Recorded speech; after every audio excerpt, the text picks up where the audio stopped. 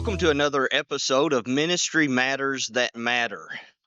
We are continuing to do interviews at the 2024 Ministry to Youth Conference, also known as M2Y at Heritage Christian University.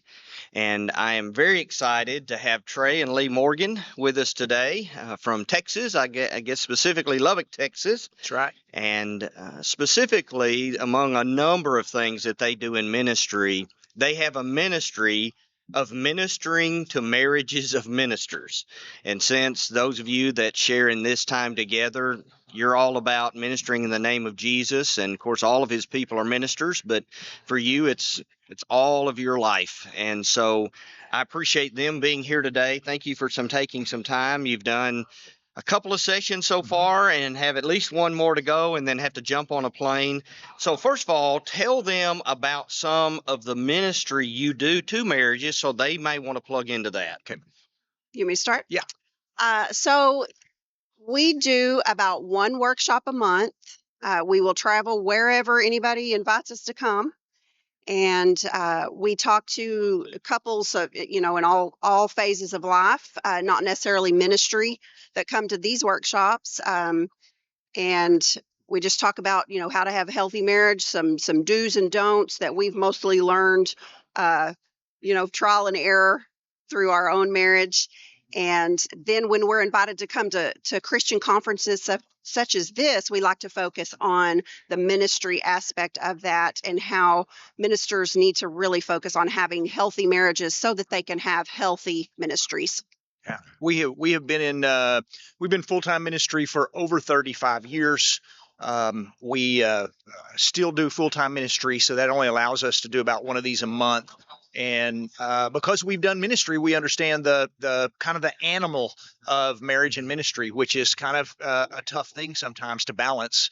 And so we love trying to speak life into those, because we actually visit with a lot of ministers and people in ministry whose marriages are either not good or have crashed and burned. And so sometimes we believe being in ministry that maybe we're exempt from some of the temptations, some of the struggles, some of the things that happen with marriage and ministry, but we're not. We're actually it's a high stress job, a tough job, a tough thing to do. And so you just have to really be paying attention that you watch your marriage, you watch your ministry. And if you put, we believe if you put your marriage first over your ministry, both your marriage and your ministry will be blessed. If you put your ministry first, it will cause your marriage to suffer and your ministry to suffer. You can't do good ministry and have a marriage that's unhealthy. And who better would Satan like to take out than those in ministry? So we can't ever think that we're exempt. Yeah, that's exactly right. Well, I wanted, if nothing else, from our time together, for them to know about your podcast, about what you're doing in your workshops, because they will be blessed by that. And we have you can find all our information at treyandlea.com. And if you can't remember that, you can just Google Trey and Lea, and I promise you it'll take you there. But we have a podcast. We have about between 10 and 12,000 listeners per podcast episode. We discuss everything from on our podcast, from just how to do marriage to sex in marriage to, we kind of cover every topic. And one of the things that I think that's made our podcast as popular as it is because from a Christian perspective, we haven't shied away from some of those tough topics that a lot of folks don't talk a whole lot about. But we enjoy the podcast. Our kids got us involved in that. They said, y'all really need a podcast. We're glad they encouraged us to do that. We have a big social media following. We have about close to 1 million followers on X, Instagram, and Facebook. And it blesses us to where we can do a lot of ministry to unchurched people, because a lot of our followers, specifically on Instagram, are not Christians, or maybe they're Christian by name only. And so a lot of our workshops, when churches have us come in for workshops, a lot of our churches realize this is a really good evangelistic outreach, because we pull in a lot of community people that a gospel meeting won't get. And so you'll get people in your building that way. But marriage and family topics are very, very important in our world today, and people are searching for how do I do marriage and family. And there's a lot of bad answers out there and a lot of bad places where you can get advice. And so it's important that we find some people to get some good advice and good messages out there. Well, I thought that, a lot of the folks who sharing this time together, they're dealing with what we're dealing with, not only our marriages, but the marriages in our congregations. And so I felt like this could provide them some resources. Many of them may know about your network and the things you're doing, but there will no doubt be others who didn't. So thank you for doing this. So as I think about those of us who are sharing this time together on a regular basis, what are some tips for us? I mean, you've had some great advice. I was so excited when there was one I was actually doing. I think I shared with you yesterday. I have learned my wife's favorite candy, or so when I go shopping, there's always a bag of peanut M&Ms in coming home. Now there's some other areas that I've got to improve on, but it's been great. It's the point I'm trying to make. So what are some tips for how to have a strong marriage as you work with that? And you leaned into it a little bit, not so much the balance between ministry and marriage, but what priorities, what are your tips? I would start off by saying, well done on the peanut M&Ms, because you're continuing to pursue your wife, and that's a big deal. We've got to continue to pursue our mates, and let them know that, hey, when I said I do it, that didn't mean that we were done. That meant I'm going to keep pursuing you. I'm going to keep letting you know that I love you. I care about you. I'm interested in you. And so, we do that through the little things like bringing them their favorite candy and calling them during the day just to check on them, sending text messages throughout the day. Just continue to tell them I love you and show affection in little ways. So pursuit is definitely one of those things that we need to continue to do all throughout marriage. I think intentionality is the other word that would come to mind, because it's really easy to go, I'm putting my marriage first, my marriage matters, my marriage is important. But if you don't become intentional at actually having some steps to do that, what you'll do is you'll push your marriage to the back burner, and you'll have ministry on the front burner, and you'll have kids on the front burner. And that's easy to do when you have kids. And marriage will get overlooked, and you'll just be youth minister or minister's wife, parents, mom and dad, and you forget sometimes to be married. And so it is important that you become intentional at dating on a regular basis. And if you can't date, if you don't have somebody to watch kids, find that quality time after the kids go to bed or get up in the morning. But you got to figure out a way to have just some y'all time. It's important about every 2 weeks to have a date minimum, twice a year to have a time where you and your spouse can go off somewhere by yourselves, and maybe have an overnight date without kids, as husband and wife. That's very healthy. And then probably once or twice, probably once every 2 years or so, it's healthy if you can get off without kids for multiple days. If you can go somewhere for, a conference, even better than that, just a vacation, just someplace where you can go just be you two people together, you and your wife, you and your husband together for a few days, because that reignites and reminds you, we are husband and wife, not just mom and dad.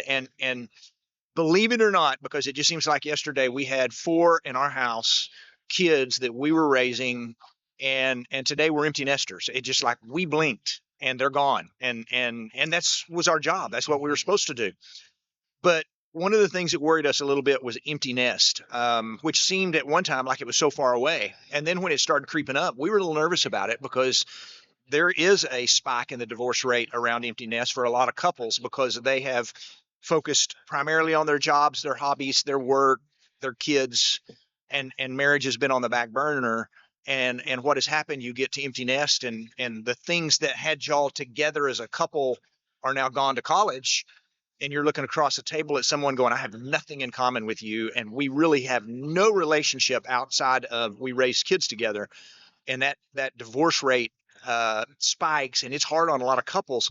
But if you're still dating when you have kids at home, if you're still holding hands and flirting and being affectionate, if your kids are still saying things like gross, get a room, if you're sitting in your husband's lap, I mean, if you're doing all those things while they're home, then empty nest will be easy. It'll just flow right in and be very natural.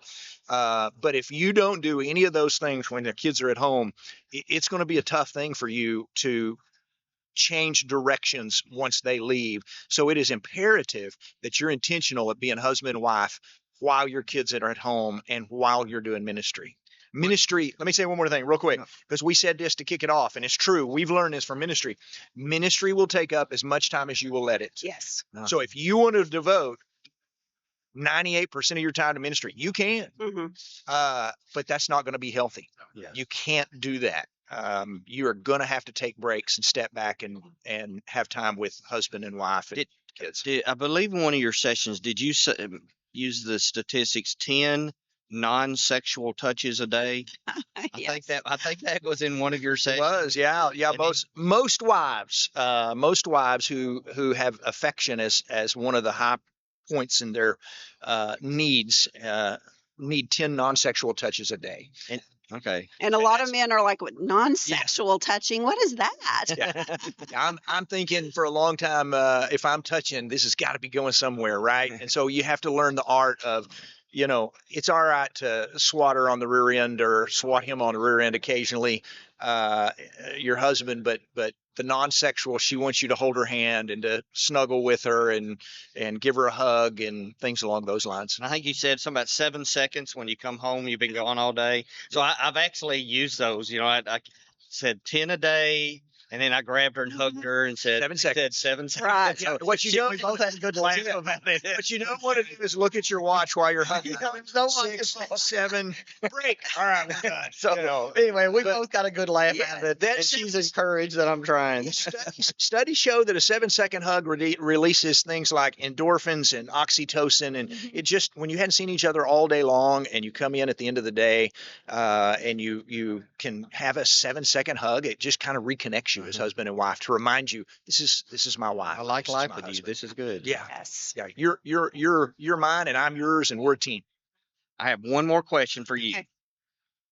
For all of the preachers, youth ministers' wives out there, do you have like one thing they wish their husbands knew One thing they wish their husbands knew. about what it's like for them or what matters to them? Does that help at all? I should have probably given you a 24-hour lead on that question. No. I think that they should know that we're concerned about them and their daily stresses, and we want to be a help to them in any way that we can. If they need somebody to vent to, they can come to us to vent. That's good. If they need, just to say, hey, I've had a hard day. I just need to hold you. Whatever it is, we want them to know that we are their helpmates as God intended, and we want to do ministry with them and be of help to them. That's good. Thanks That's for good your stuff. time. Yeah, Honored. this has been awesome. Your session, I'm looking forward to the next session. My wife is looking forward to me being in the next session.